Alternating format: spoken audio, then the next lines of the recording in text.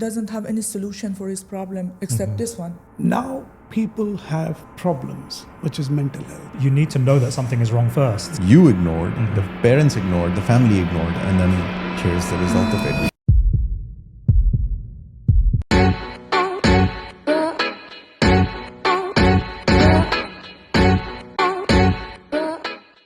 Hi everyone, welcome back to the Manarchy podcast with me, Chris. I am joined here again by my esteemed colleagues Wilson and Samit. Thank you for joining me again. Thank you for having us. And today we have a special guest, Saba. She is a psychologist and here to help us talk through all things mental health for men. Thank you for joining us, Saba. Nice to be here with you. Thank you. So let's open the floor to the discussion. Saba, I will ask you, how would you define mental health? Well, there isn't any exact point that we can call it mental health. It is something, and like we are all working toward mental health. Mm-hmm. It is it's like a procedure. Mm-hmm. There isn't any exact point that we can call it. This is mental health. No, we in our lives we are always working toward this point. Mm-hmm. Okay. I mean, I have kind of witnessed it. As I was telling you earlier, one of our very own relatives really. He was hardly 12 or 13 years old. He had everything going for him. Yeah. It's not that he was deprived of anything. Happy parents, very caring, self-loving, intelligent kid. His friend circle was great, and they actually looked up to him and said, this guy would become something in life. Mm-hmm. Till the very day he attempted suicide. Mm-hmm. And then, thank God he's alive. And when we actually spoke to him, he said, I was just depressed. I never knew what to do with my life. There were no career, signs. Everything. I felt, even these days, you're talking to anyone and everyone around, you can't really detect what mentally is going through. It is just, as you rightly mentioned, it's not possible to detect until unless somebody opens up to you. Mm-hmm. Yeah. Back in the day, what was mental health? It was like a mental problem, means you're admitted to the mad hospital and you're given all the possible electric shocks, whatever it is. Now, major celebrities have started opening up on what mental health is. So now people are talking about it, right? So now it has taken a different route altogether, is now people have problems, which is mental health. How do you define that? I don't know. What is the outcome? I don't know. Could it be sorted or solved? I don't know. But there is a great possibility. I believe that more and more individuals now could come up and open up to anyone and say, look, I've got this problem, help me. Yeah. Samit, I wanted to ask you a question. Sure. When you're growing up, did anybody speak to you about mental health in particular? Oh, no, not at all. I don't think there was and going back to your point, historically, there's never been a record of anyone even knowing what mental health is to even define it in its core concept. Yeah. If you look at it from a nutritional standpoint, from a physiological standpoint, it's very easy to define health because there are very clearly understandable metrics, right? There's your height, your weight, your genetic factors, your blood work, you name it. Any number of things have got very clear defined characteristics, but there never was any clear definition for mental health. Going right back to what you just said, it would be electroshock therapy or lobotomies or anything to solve problems they never understood. Going even further back, you'd see hysteria, which was something as simple as women having periods and PMSing, and that would be seen as a mental health disorder, which was not defined, right? So what I understand mental health, which I never faced growing up, no parents, no uncles, aunts, brothers, friends, whoever, is just as simple as you know what your nutritional profile is, you know what your physiological profile is, the health of your body through hormonal and enzymatic expression. It's the same thing with your brain, your behavior, your personality, the expression of all of that put together. And now we're starting to develop metrics for it, only in the past 10, 15 years. But then right? even if you had an issue, to whom would you go and approach? Correct. Yeah. So of course you didn't even have professionals. Because you didn't have professionals. Yeah. Nobody knew what mental health was. Are you okay? It was termed as depression. Oh, you're depressed. It's okay. Leave it. Do something else. It was just... This is very true. Very true. I mean, you see the same thing with the kind of definitions that you've got, right? I mean, it was only, 15 years ago or so, where you had Asperger's syndrome, which now comes as a subset of autism, right? And then you have everything from the DSM-1 manual going all the way up to DSM-5 today. Now. So there's a lot more knowledge that is being imparted out there. The science has always been there, but it's only now becoming pervasively common where people are talking about it. And the most interesting thing about DSM-5 is that they are omitting some symptoms from being called as disorder. Correct. Correct. It means Which kind of symptoms are they omitting? Like, for example, masturbation. Before, it was kind of disorders. But in DSM-5, no, it's not disorder. Yeah. What do you think the reason is as to why certain symptoms are being omitted? Because when you consider the limitations of life for a person, then you find that he doesn't have any solution for his problem except this one. What should he do? So this is not called So it's a disorder. circumstantial versus an actual condition or a disorder. This is the strategy to face a problem, not a disorder. Like this. What do you think, in your expert opinion, is the most challenging thing when it comes to mental health for modern day men? Well, to explain, nowadays, it is related to different approaches to psychology. But the most common approach about mental health is that mental health is explained as the relationship, a successful relationship. People make relationship in 3 levels: with themselves, with environment, and with other people. If you can have effective relationship in all these 3 levels, you can have effective, successful relationship. Then you are a happy person. You are moving toward mental health, like this. Maybe being stable. Right? That's sort of. But then one has to recognize also that somebody is going through a problem, as you mentioned, certain definitions, which are considered as a disorder, rather than kind of shooting straight at it. And parents then have to be more acquainted, with your kid or whatever it is. Monitor them on regular basis. Correct. Well, by the way, even as a grown man, it takes for you to be cognizant of how you're feeling and what you're going through at the time. So when you say, and I agree with you, I think that you need to be, you need to know that something is wrong first, right? But you also need to admit that something is wrong first. And I think that's probably one of the greatest downfalls of the modern day man. Admission is the problem. The admission is the problem, right? So rather than just constantly plowing through life and sort of saying, like everything will be okay, or like at some point everything will be okay in the future if I just keep going, and just completely ignoring the constant red flags that keep showing up in your life for one reason or another. I think that's... Sorry to... Tell me. What happens also is, if someone else comes and say, look, your son or your daughter needs counseling, it's a big no. It's kind of a shock thing, Yeah. There's a taboo associated. What is wrong? Yeah. Nothing is wrong. Well, because they see it as a reflection of bad parenting then, Exactly. don't they? Yeah. But then even parents were really good to even consider taking their son or daughter to talking them into, let's go for counseling. Look, there is a lot and through and through in this. Even that guy or boy or girl who is going through serious mental health, we did not really compensate, mom, dad, I don't want to go to counseling. You need to build that confidence around. Yeah. That means, are you as my parents, I'm just putting it across, then you can, as you as my parents are not capable of handling my mental health problem. You see, the first question. But that's where the difference is, right? Yeah. The difference is the fact that knowledge is becoming more pervasive. People are talking about it more. Celebrities are talking about it more. Yes, exactly. Just the same way previously you would have like a physiological problem and they'd be like, get a massage or get some kind of a physical therapy and all that. Now you can actually have people tell you mental health is... mental massage. Yeah, you can get a mental massage. You can speak to someone. You can develop a social circle. You can talk to your friends, communicate, open up. All these things are happening. Of course, maybe this is that rubber band effect thing, that it's maybe going too far in some aspect and then it's going to come back to normal. But the very first thing, as you said, is admission. The other thing is also availability of information.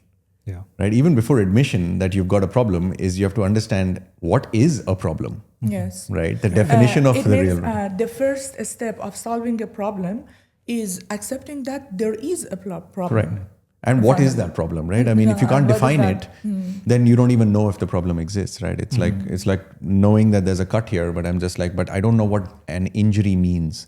So maybe this is just stigmata, right? I mean, just sitting there and randomly popped up, right? And also the context behind the way that you feel as well. I think we know that it's important to recognize how you feel, particularly in the moment, but it's contextual, right? If there's a fire and there's no room for me to think about how I feel in that moment. All I know is that I'm hot. Correct. Right. So we must, like we talked before about compartmentalization.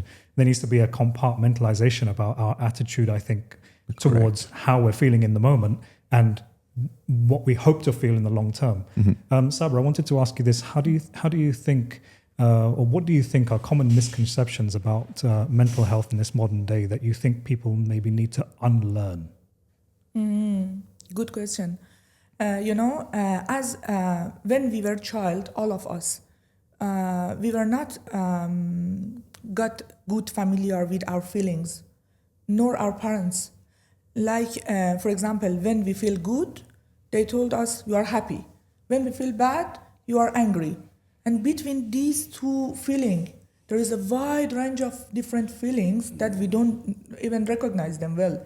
So the most important thing that people should know about mental health is that necessarily if someone always is laughing is not a normal one, is not a happy one, since we know so many people that for example, 2 days before they commit suicide, they were in a party drinking with their friends, very happy. And so being apparently happy, laughing, is not a sign of being in a good mood. Or it is not a person who is mentally healthy. Just a smokescreen. This is not very different even from how your body reacts, right? There'd be people who'd just be like, oh, this stories of people playing badminton and they're very good at it, and suddenly they'll just like stop dead in their tracks and they'll have a heart attack right there. And you'll be like, wow, how did this happen? This person is ridiculously healthy. So like, no, there were a lot of problems underneath that person also ignored, you ignored, the parents ignored, the family ignored, and then here's the result of it. So I believe it's not very different. But how? How can you sort it out if nobody is willing to come out in the open? Agree. Like you said, partying and then after 2 days killing oneself. How would one know? Because from my perspective, if I look at someone being happy, I would say, okay, good man, you're successful, you're partying and all that. That's great, you have a great career ahead. And all of a sudden, you committed suicide. How could one detect? Is there any solution? As a parent, I would love to know the symptoms at least before it really blows up. To know how can I then cull it there and there itself. How can one detect? Very interesting. So how do you identify it? How do you identify that there is an issue? What would you say? What would you say, Saba? As a parent, you have to teach your children to help themselves. How to help themselves? You cannot do anything for him. You have to teach him. Whenever you feel like this, the best reaction is this one. Whenever you feel like this, the best reaction is that one. Like getting him familiar with his feelings first. Then checking different strategy to face a problem, to face a bad feeling, how to change your mood, like this. Everything is just education, giving information. As a parent, the only thing that you can do for your children is giving information to them. No, true. Agreed. But then how would I know he's holding something back, which is not wanting to communicate? Like for me, I communicate with my son anything and everything. We're kind of friends. But I keep that, that thin line always. Don't cross this and I won't cross here. That's because I'm your father ultimately. I'm your friend, but I'm your father. You'll always have friends, but you'll have only one father. As simple as that. How would I know that in spite of all this, he's not withholding anything which he really wants to put across? How would I detect I think those minor, those subtle things? I think there is an How would I pick it up? There is an element of I guess what you would call developing vertical and horizontal relationships, right? So when we're talking about compartmentalization, you have a vertical relationship in father-son, right? But in terms of friend, you have a horizontal relationship. So I guess in terms of the question that you're asking, my personal point of view would be that you would then create a safe horizontal relationship with him as a friend, whilst keeping that vertical relationship with him as a father. It sounds quite obvious. Yeah. But it's allowing him to know that just because I'm your father doesn't mean that you can't talk to me, right? So the two have to try and coexist somehow, Merge something. so that he feels that he can come and talk to you about whatever it is that he's experiencing. Because if you just constantly have a vertical relationship, if you think about your relationships with or friendships or whatever with people, colleagues at work and so on and so forth, vertical relationships very rarely lend themselves to people opening up about anything. But I think it's a combination of the two, because what you're saying is great. That's creating communication pipelines, which allows for a back and forth to happen. There are no barriers. So before something goes into that extreme mode where it leads to, let's just say, worst case scenario, suicide, best case scenario, some self-harm, maybe to some extent, you at least gave that person the opportunity. You can approach me and you can open up to me. You can speak to me without being vilified, without being judged. On the other side of it, it's about definition. And so oftentimes when you don't know what you're feeling, you will have an adverse reaction, because that'll just kind of snowball into something that will blow up later on, right? So when you know what it is and you know that this is the emotion, then this is how you can potentially deal with it, then you'll just be like, oh, okay, so it's not abnormal for me to get frustrated or angry in this particular scenario.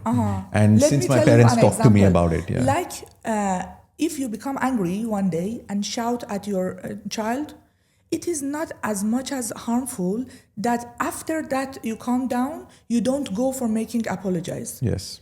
Your child would not be irritated or annoyed too much if he see your anger, but if you will harm him, you will have a bad effect on his mind. If you do not teach him after becoming angry how you can apologize, how you can make everything normal again. This is the point. Just go say sorry, give him a hug and say, it's my fault, you were right. Yeah. Because I think that brings closure to that emotional outburst, why That's it happened. That's why all adults in their relationship, they know how to start argument, but they don't know how to Apologize. end it. Yeah. Yes. Do you think that there is a cultural stigma attached to mental health? Yes, of course, it is related to culture very much. For example, in more Eastern countries, when children see, it is normal for children to see their parents making argument with each other, but it's normal to see them if they are hugging each other, they are kissing each other. So in the adulthood, they make argument more easily than making romance, love, like this. What have you guys experienced been of cultural attitudes towards mental health? Oh, absolutely. I mean, South Asians specifically. I mean, a the secret. fathers, generally speaking, cannot have a very direct conversation. I'm talking about older generations, of course, right? We're far more privy now to have that open communication. But prior, I don't think there was any communication. Couldn't, absolutely. Yeah, you No can't. way. I mean, so it's like this. Mom was the way to go. Yeah. The mom father. will listen. Listen. And if you have to communicate with the father, oftentimes about 60-70% of the time, and I'm speaking only from the South Asian perspective, it would be through the mother. Yeah. You'd be like, can you please, And that represent me through proxy, Yes. my own father. You know who what, would- Sumit, that mother also won't say everything. Yeah. She knows exactly how to communicate with the Communicate, father, which exactly. actually speaks volumes about the relationship between the two. It is the first place that we all learned censorship. Censorship. There you go. That's actually very That's smart. correct. That's correct. Yeah, you're right. And then when the way the mother communicates, and I'm talking about a traditional one, of course, there can be a power imbalance wherein the mother is more dominant or the father is more dominant. But let's say the father is more dominant, traditionally speaking. Even how the mother will communicate to the father, what the child wants to communicate there is an indication of how strong or weak their relationship is. Yeah. How it's presented, in what detail, in knowing how afraid that person has to be or what pushback they'll get. Because even the father will consider the mother to be always partial towards the child, right? Exactly. So that disciplinarian, non-communicative thing goes into exactly what you were saying, I feel. And that is that fact that you always see your father being distant, right? So that can have that dual effect, right? One is you learn from that and you see like that's how father should be, or you become the exact opposite. And you'll be like, that's exactly what I don't want to be. Exactly. Right. Yes. And I see agree. you being the other side of that. I'm, It's just like, I'm extreme. Yeah. What my father was, and what I am. It's two extremes. I mean, Is that a conscious thing for you, or was that you made a deliberate? You had a deliberate thought in your head. Okay, I definitely don't want to be like my father, or is that what it was for you? yes, absolutely, because what I've gone through. So it was chosen by you, Yeah. not something unconscious. No. It was chosen by me, and this is what then I try to work myself first. This is I need to react. I need to talk to my son in a manner that he says, "Your dad is always there for you." Irrespective, I've spoken to my son so many things. And I said, it could be the most stupidest, silliest question, but ask. And once he does that, I never insult him. Correct. Most of the time, he'll say, come on, it's a stupid question. I never say that. I always say, it's a very pertinent question. Good you asked me. I'm not too sure, but let's figure out together. So a partnership is formed. Very interesting you mentioned this. It's very similar to what my sister told me once about her oldest son, my nephew. He would, unlike other children, he would not hold anything back because she just kept that channel open for communication. So even really what I would consider taboo things that children would hide, he would never hide. It's just like, oh, that friend of mine, he was smoking and he offered me a cigarette and I just took a puff. And so her first response, and she explained this to me, his first response was not like, oh, why did you do this? And this is horrible. She's like, oh, how was it? Did you like it? He's just like, no, it actually tasted bad. It's like, yeah, even I don't like it at all. And by the way, on the opposite end of the spectrum to that, Saba, do you think that there is any common signs that someone might display, be it child or adult, that they're struggling with their mental health, but they're not seeking help? Yes, of course. When you do not have enough information about what is mental health, at least what are the symptoms or what I am suffering from, then how you will seek for help? Yeah. Okay. Fair. Seeking help. I mean, communication is the key. Rather, it'll be in the office, with your friend circle, with your kids. I'm inclined because kids are a part of your life, isn't it? So I think every parent should actually open up that communication channel, as you said. Yeah. Your sister has kept And that media open. play an important role. For example, when in media it is every day it is explaining that being fat could be a sign of suffering from anxiety disorders. Sure. It will help people to get help. Absolutely. Not only for becoming more healthy, like exercising, but also for doing something for mental problems. I mean, it's all linked, right? I mean, at the end of the day, we know what working out does for us, right? We talked about And this that your before. mind is your body. For Absolutely. example, I think in a gym, there should be a psychologist also. When people with very interesting. eating disorders go to a gym, they are only solving the problem. Yani the thing that they are seeing it is only apparent problem. It is he is fat. Yeah. No, behind that there are lots of mental problems It's very that the interesting, psychologist can solve them. Such an There could be like interesting root causes to your problem, Yes. which are actually. So what you're actually doing is taking care of only the surface level, Yes. right? I mean, Yani it's like, you have to take help in a combination of mental help and with a coach like Like we're talking exercising. about cause and effect, aren't we? So Correct. we're addressing the effect, but we're not addressing the cause. The underlying cause. Saba, to close this episode, what would you say, or why would you say, for men specifically, it's so important for them to speak to someone and open up about the things that are going on in their life in this modern day? It is very important, but the most important thing is that it is something lacked in men's mind to speak about their emotions because it is it rooted in their childhood. We have to work in this field very, very, very much because it is very difficult for a man to open a communication with a person who want to speak only about his emotions. He won't do.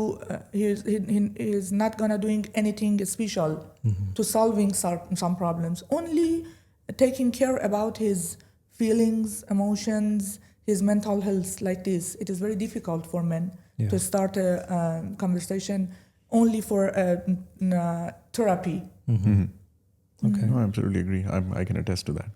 Yeah, likewise. No, I would I have a different perspective in this. One would be, if you're able to fight it out, I'm just very cross. If you're able to fight it out, do it. You don't want to expose yourself. Speak to anyone, to a counselor or to your wife or whoever it may be. But you know you can get it out of that rut, whatever you're in. Do it. Good things will happen because then mentally you become very, very strong to face more challenges. I always believe there's a mountain right in front of you. There are two things you do. Either you dig through it, make a tunnel, or climb. Because every time you climb, you will be in utmost pain because the moment you get down, you'll face one more mountain. But if you dig through it, it will take a lot of time. But then you made your channel clear. You know, you just walk through and through, through and through. Makes it easier for you. Second, if you are in a serious problem, speak to someone. For God's sake, speak to someone. Open up. This is so very important because your life shouldn't go to waste. After all. And your life depends on it. Life depends on it. So speak to someone, seek counseling. It's always good. At least try. At least try. Because I believe every counselor will keep everything in confidence. Right? And that is the best part of it. You won't be exposed. If you don't feel like talking to anyone, don't. But if you have a problem, you can't get out of the rut, seek counseling. Yes. And one more thing. For those who is difficult for them to see a therapist, it will be very helpful to use some chatbots, applications, online therapies, therapy to like when they get used to it, they can see a counselor, a psychologist. Okay, so this is like a good first step for someone. Yes, they can try less stigma applications associated with it, right? Make a move. You know what I'm saying? At least they have to begin from somewhere. Yes. Agreed. 100%. Saba, thank you very much for joining us You're on this welcome. episode. Wilson, Samit, as usual, Thanks for having me. thank you for your insight. And thank you guys for watching. Please like, share, and subscribe. And we will see you on the next episode. Also mention comments, whatever it may be. Thank you.